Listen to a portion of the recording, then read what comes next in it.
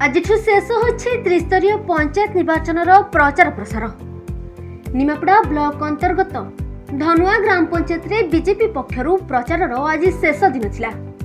आज भारतीय जनता पार्टी शोभा रे बहु बीजेपी कर्मी सह 19 नंबर जोन रे बीजेपी समर्थित जिला परिषद प्रार्थी श्रीजुक्त विजय कुमार पंडा सह धनुआ ग्राम पंचायत सरपंच प्रार्थी श्रीमती नमिता साहू, समिति सभ्य श्रीजुक्त परेश कुमार जेना एवं पंचायत सभापति तथा पूर्वतन कर्मी माने एवं युवावाहक बीजेपी कर्मी को नहीं एक विशाल शोभा यात्रा होता।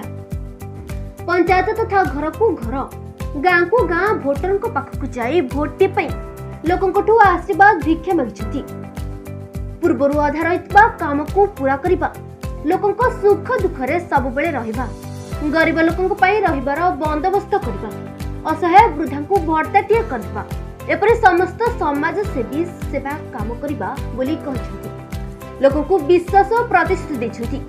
पंचायतर समस्त 16टी वार्ड बुली बुली शोभा यात्राटी को जितबार भल शक्ति प्रदर्शन करथिला बीजेपी। आम न्यूज ओडिशा 24 चैनल माध्यम डिजिटल प्रचार प्रसार को शेष करथिला बीजेपी।